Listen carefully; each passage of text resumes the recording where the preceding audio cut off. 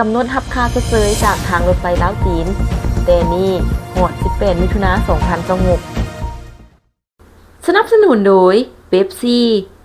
แผนกโยธาธิการและขนส่งนครหลวงเวียงจันทน์ได้ออกแจ้งการให้ผู้ที่เป็นเจ้าของกรรมสิทธิ์ตนดินตามแนวเส้นทางรถไฟลาวจีนหีบฮ้อนเข้ามาพัวพันทับเอาค่าชดเชยในนั้นมีทั้งหมด43บ้านใน4เมืองคือเมืองนาทรายทองไซธานีไซเสยฐาและเมืองหาดทรายฟงในแจ้งการให้ฮู้ว่าให้อำนาจการปกครองพ่อแม่ประชาชนพนักงานทหารตำรวจตลอดฮอดชาวค้าขายภายในและต่างประเทศที่มีกรรมสิทธิ์ตนดินตามแนวเส้นทางรถไฟลาวจีนและส่งข่าวถึงญาติพี่น้องเพื่อทราบทั่วถึงกันว่าให้หีบฮ้อนเข้ามาพัวพันห้องการประสานงานโครงการก่อสร้างทางรถไฟลาวจีนแผนกโยธาธิการและขนส่งนครหลวงเวียงจันทน์เพื่อมารับเอาเงินชดเชยตนดินสิ่งปลูกสร้างและผลปลูกที่ถูกแล้วเส้นทางรถไฟลาวจีนประกอบมี4เมืองรวมมี43บ้านคือ 1. เมืองนาทรายทองประกอบมี24บ้านดังนี้บ้านดงเชียงดีบ้านพลแก้วบ้านหนองยาวบ้านนาคูนบ้านนาซับบ้านนำเกียงบ้านอีไลใต้บ้านอีไลเหนือบ้านสงขวากลางแสนบ้านแจ้งสว่างบ้านห้วยน้ำเย็นบ้านส่งเปื่อยเหนือบ้านส่งเปื่อยใต้บ้านโพนคำบ้านโพนม่วงบ้านนาคาบ้านนางา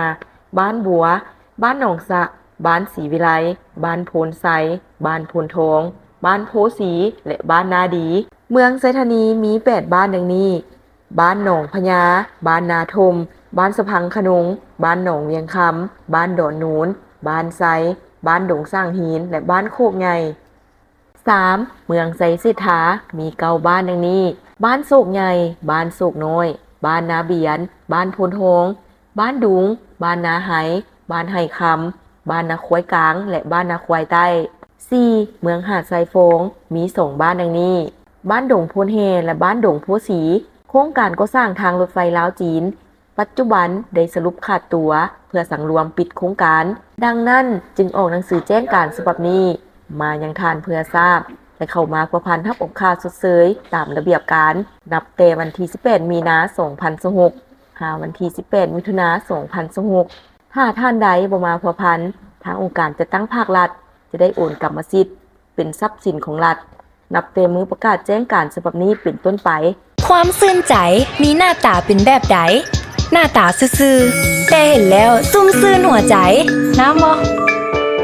น้ำดื่มหัวเสือคุณภาพเปลี่ยนคำระดับสากลตื่มความซื่นใจห่วงใยทุกเวลา